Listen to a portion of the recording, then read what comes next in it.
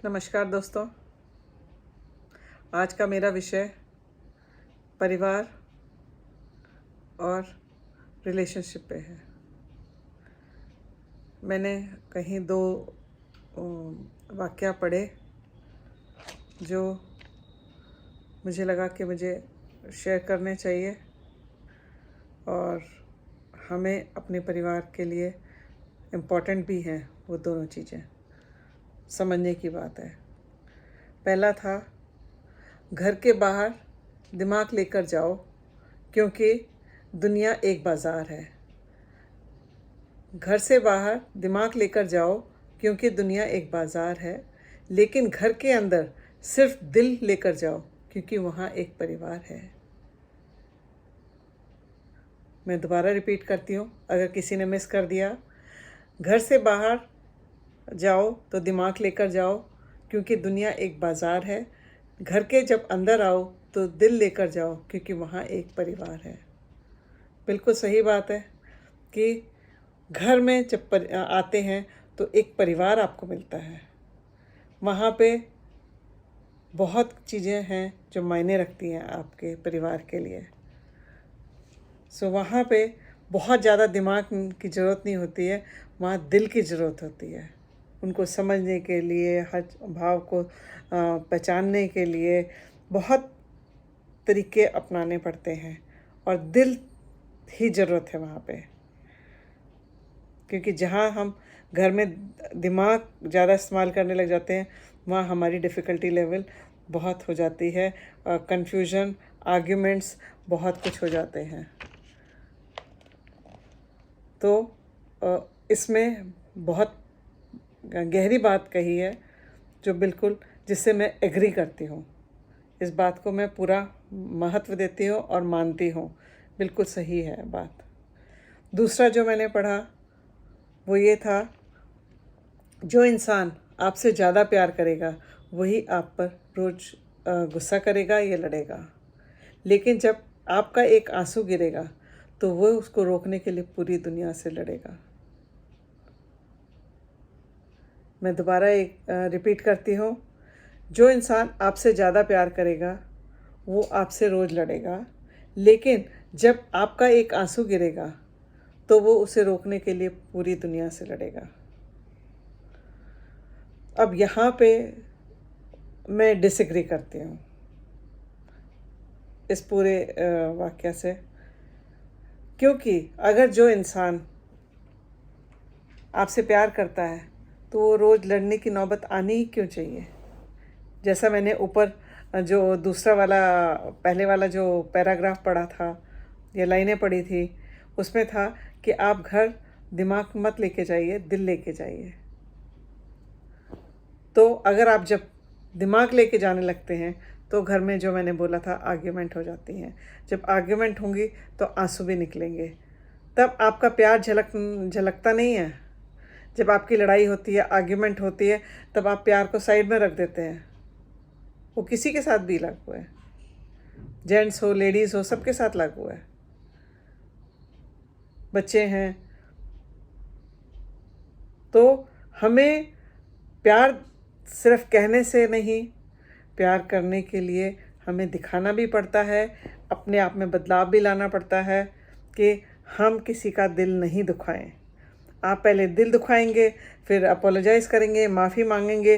बात उस वहाँ ख़त्म नहीं होती कि कौन माफ़ी मांग रहा है, कौन नहीं मांग रहा है।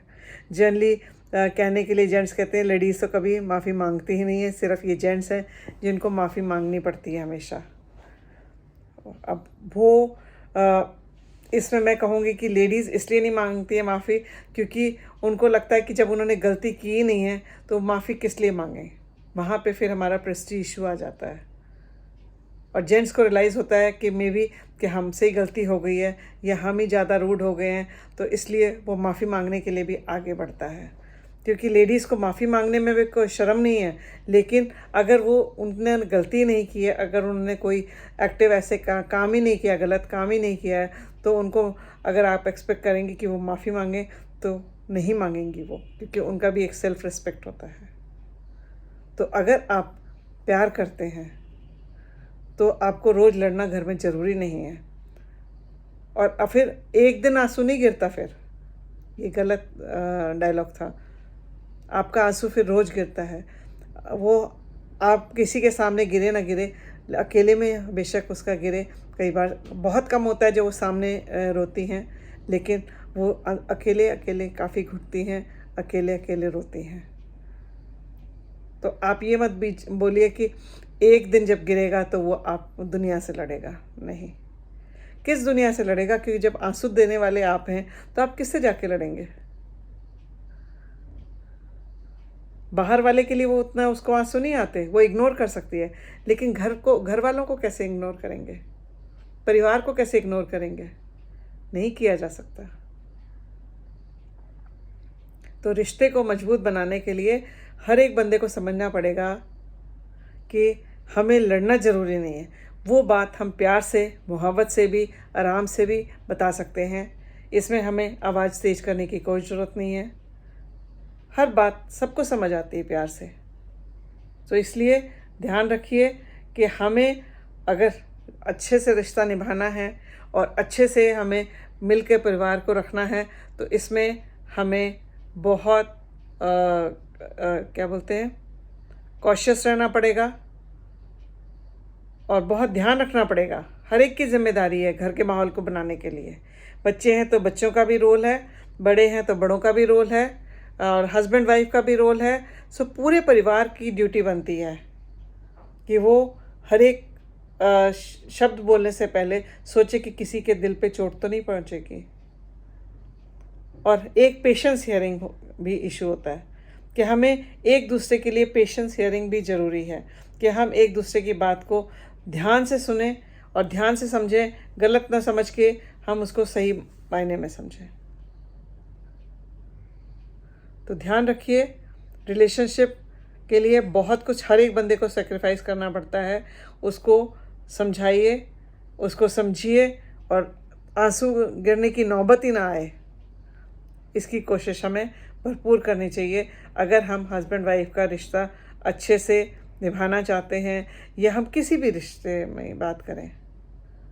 तो हर एक की जिम्मेदारी बनती है एक दूसरे के भावों को समझें, एक दूसरे की प्रॉब्लम को समझें, और उसके बाद ही हम आगे कोई कदम बढ़ाएं।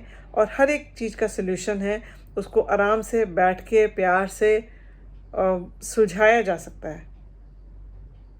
सिर्फ चिल्लाने से, आर्ग्यूमेंट करने से, क्योंकि एक आवाज़ बढ़ाते उठाता है तो दूसरे का मन भी करता है और उससे तेज बोलने के लिए। ये नेचुरल है, इसमें कोई सिखाने की किसी को ज़रूरत नहीं है। क्योंकि अगर आपको अपनी सुनवाई करनी है कि भाई मेरी बात भी सुने, तो अगर एक आदमी अपनी आवाज़ उठाएगा तो दूसरा अपने आप को रोक नहीं सकता है। फिर आप नहीं बोल सकते कि तुमने आवाज़ क्यों उठाई। अगर आप अपनी आवाज़ को कंट्रोल नहीं कर सकते तो दूसरे को बोलने के लिए आपका कोई हक नहीं रहता है। फिर जब एस्केलेट होती है कोई भी चीज़, आर्ग्यूमेंट या कोई उस बढ़ जाती है बात, तो हर चीज़ पॉसिबल है, हर चीज़ मुमकिन हो जाती है।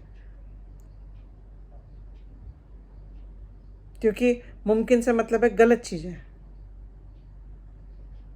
क्योंकि उस टाइम आप आपा खोल देते हैं, अब शब्द भी निकल जाते हैं आपकी लड़ाइयाँ भी हो जाती हैं, पुरानी बातें भी आ जाती हैं।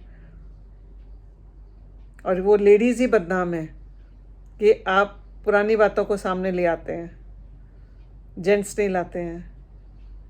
क्योंकि लेडीज़ के दिल में बहुत घाव होते हैं, तो वो बातों को दबा के रखती हैं, और जब कभी कभी उनके वो भाव जो है निकल भी आते हैं। तो इसमें बुरा मानने की क्या बात है कि अगर रिपीट कर दिया तो घावों को भरने की कोशिश कीजिए, उनको कुरेदने की कोशिश मत कीजिए, उनको आगे और देने की कोशिश मत कीजिए, घावों को कम कीजिए। हर एक का रोल है, उसमें कोई भी शामिल हो सकता है। तो हमारी पूरी जिम्मेदारी बनती है हम एक दूसरे का ध्यान रखें, परिवार को संगठित रखने के लिए सबको एक दूसरे का साथ दें, और एक दूसरे के लिए जैसे भी ज़रूरत पड़े हमें एक दूसरे को कंट्रीब्यूट करें, दिल से करें।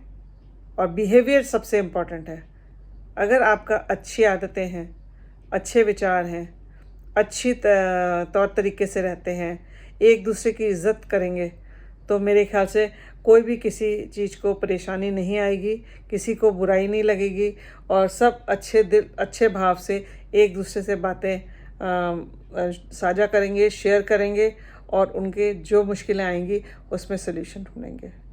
मुझे उम्मीद है आप सबको ये बात समझ आई होगी और हम इसको इम्प्रूव करने की भी कोशिश करेंगे फ्यूचर में, जिससे हमारे रिश्ते जो हैं मधुर बने, हमारा परिवार आगे बढ़े, सब में खुशहाली आए और हम सब मिलजुल के एक साथ ज़िंदगी प्यार से, मोहब्बत से व्यतीत करें। धन्यवाद। नमस्कार।